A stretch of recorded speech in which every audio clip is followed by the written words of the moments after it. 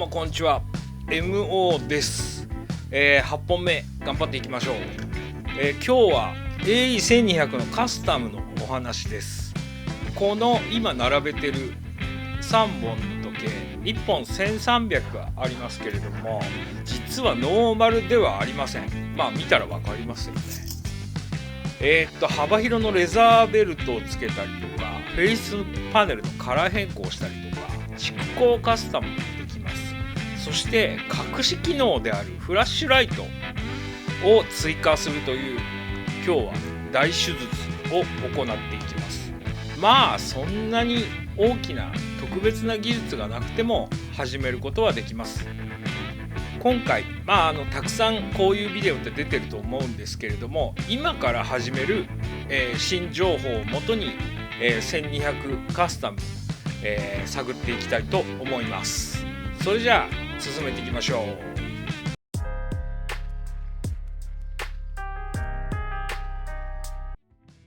AE1200 通称カシオロイヤル、4000円台から買えるのにワールドタイム 10years バッテリー、100m 防水を搭載した超優秀モデルです。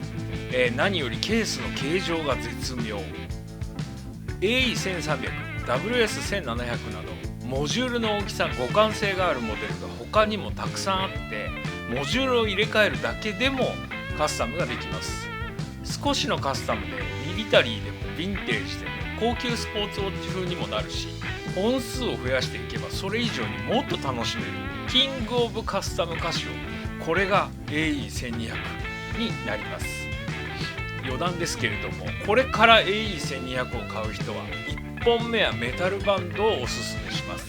このバンド結構いいんですよね。ちょっと外してますけど。ちなみにメルカリにかじりついて緑の方は、800円、 AE1300 は音が出ないっていう理由で1600円で買ってます。前の動画みたいに傷だらけの風防も磨いて修復しています。前の動画もご覧ください。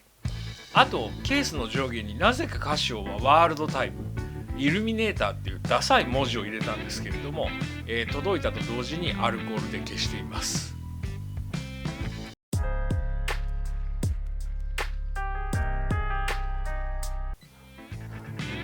まず最初におすすめしたいのが、ケースを開ける必要がないベルトの交換です。正直これだけでも別の時計になります。今回使っているのはラグ幅 18mm ということを覚えておけばできる幅広のレザーベルトへのカスタムです。ラグ幅 18mm を 22mm に変換するというアダプターを接続して太いベルトに変えています。存在感満点で楽しいカスタムです。これ本職の時計ベルト屋さんがこの組み合わせで売ってたからっていうだけの受け売りのテクニックなんですけど、バランスがすごく良くて気に入ってます。ケースの存在感が増してワイルドなミリタリーウォッチっぽい雰囲気になりました。工具も元のバンドを外すためのバネ棒外しが1本あるだけで OK。 ぜひ皆さん真似してみてください。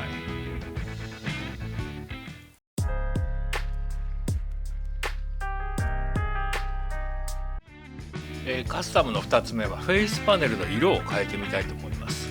今回はチャット GPT に作ってもらったベガルタ仙台応援モデルカスタム、イエロー、ゴールドですけど主体で差し色にブルーを入れています。 AI で想定モデルを作ってもらったりできますし、海外にはこんな面白いサイトも登場しています。 AE1200 モッディングラボ、なんとフェイスパネルの4つのウィンドウの色を自由にシミュレートすることができる便利なサイトです。これなんと日本語版もあるんです。 AE1200 は分割されている4つの窓があり、それぞれの色を変えてあげるだけで印象がガラッと変わることがモッディングする前にシミュレーションできてしまうんです。好きな野球やサッカーのチームカラーなんかを再現するのもすごく面白いと思います。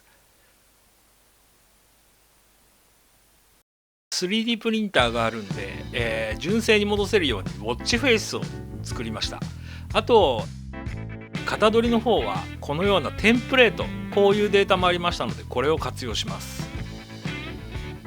フィルムですけれども、熊五郎お兄さんがおすすめの Amazon の8色セットを買いましたけど、海外の人はカメラのフィルターのサンプルみたいなのを使うそうです。最近はセロファンが100均にもあるそうなので、フィルムについては色の好みもありますので、いろいろ皆さんで探してみてください。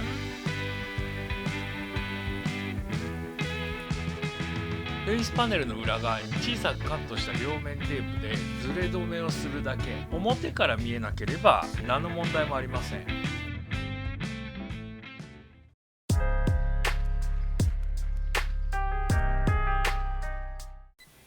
3つ目4つ目のカスタムはモジュールに行きましょう。まずは分解です。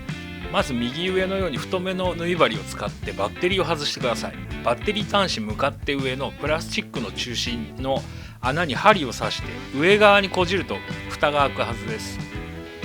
このモジュールですが、1点だけ大きな注意事項があります。モジュール向かって右上に音を裏蓋に反響させるためにバネが出ています。これをなくしてしまうと音が一切鳴らなくなりますので、これだけ注意してください。バネはフレームを分解しないと抜けない仕組みですが、不意に落ちてしまうことには十分注意してください。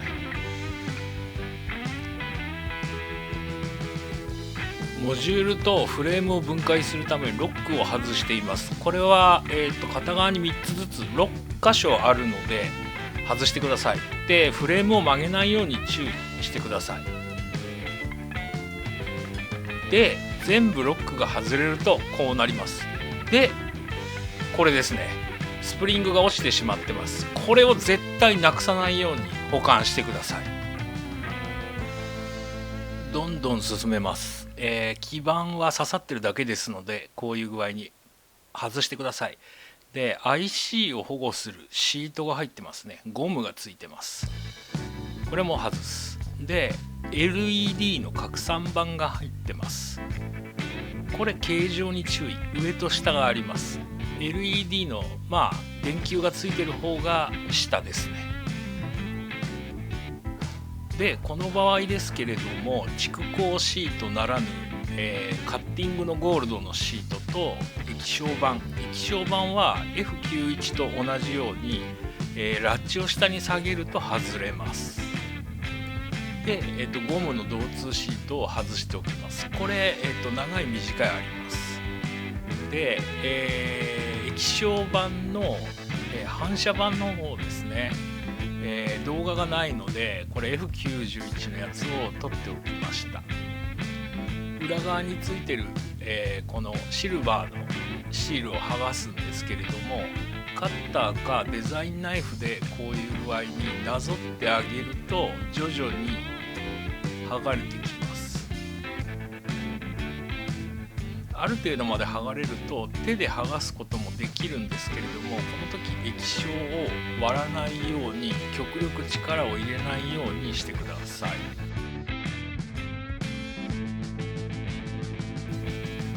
液晶の裏側に接着剤が残ってますので、これをアルコールで除去します。一旦同じことをやっている違う映像を流しておきますが、上に並んでいる通りに、層ができています。2番目の、金色の紙がありますが、これを蓄光のシートに変えることで蓄光カスタムができるようになっています。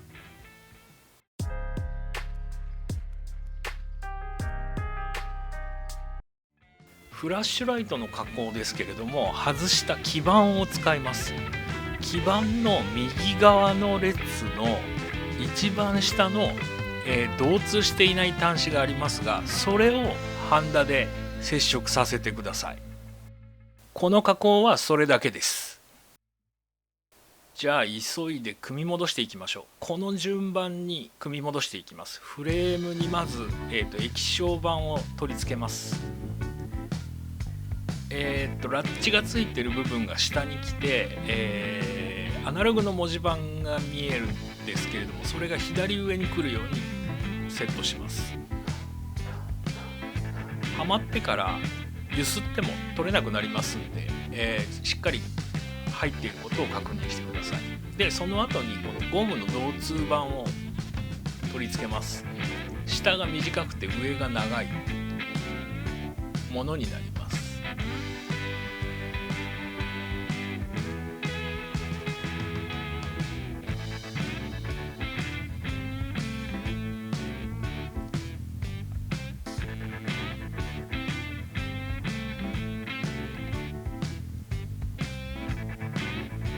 で次に蓄光シート、今回はゴールドのシートを実験的に入れてます。これ結局光を通さなかったんでライトがつかなくなってダメだったんですけどね。でその次に拡散板ですね。拡散板は下の方が大きくなっています。これ LED の光を、拡散させるために大きくなっています。ここまで来たら、IC の保護のシート、ゴムがついてる方を IC 側に向けてセットします。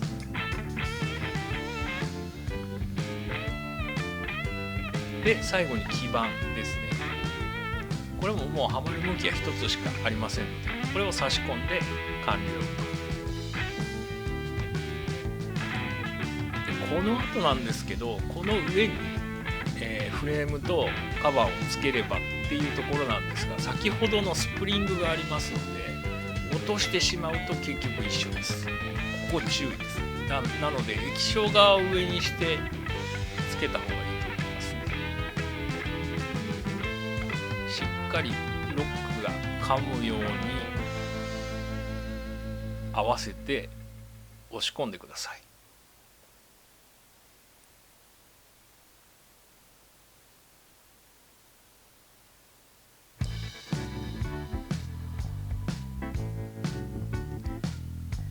パチンと音がすればなおよし。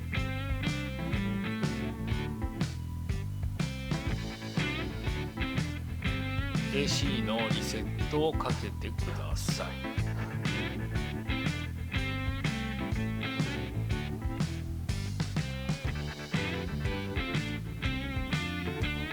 成功してるとですね、この、時刻設定の途中に FL っていう項目が出てきます。オンとオフ。これがフラッシュライトオンオフの設定になります。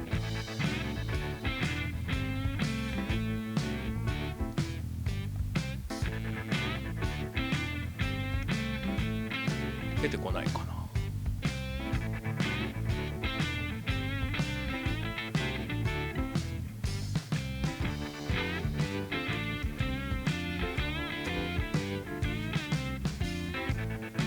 ここですね。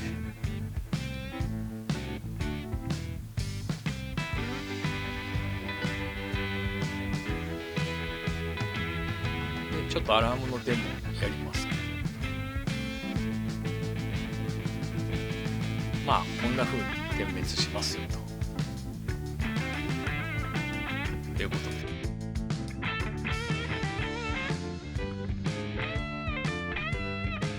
まとめ。AE1200 カスタム始めるならまずこの4つっていう内容でやりましたけれども、1番がレザーベルトとか幅広ベルトに交換、2番がフェイスパネルの色変更、3番が蓄光カスタム、4番がフラッシュライト機能の追加と、見た目がそんなに変わらないでできるカスタムっていうのをご紹介しました。もともとの AE1200、特にメタルバンドのやつすごく好きなんで、いきなり全部やる必要はないんじゃないかと思います。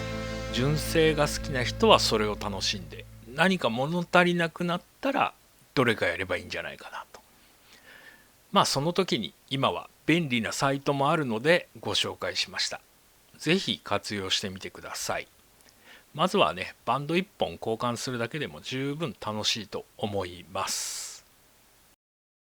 AE1200 カシオロイヤルは安い時計ではなく日本一、いや世界一遊べる時計じゃないかなと思いました。自分で手を加えるほど愛着も湧くでしょう。皆さんならどんなカシオロイヤルに仕上げますか？ぜひコメントで教えてください。登録者が240人まで来ました。半分に来ましたね。あとは、再生時間が1000時間を超えました。3分の1来ました。いっぱい上げればね、一度に上がるようになるんだろうなというふうに思っていますけれども、何かご意見ありましたら、コメント欄でお聞かせ願えればと思います。まだ登録されてない方いらっしゃいましたら、ぜひチャンネル登録、高評価お待ちしてますので、よろしくお願いいたします。それではまた時計をめぐる冒険でお会いしましょう。またね。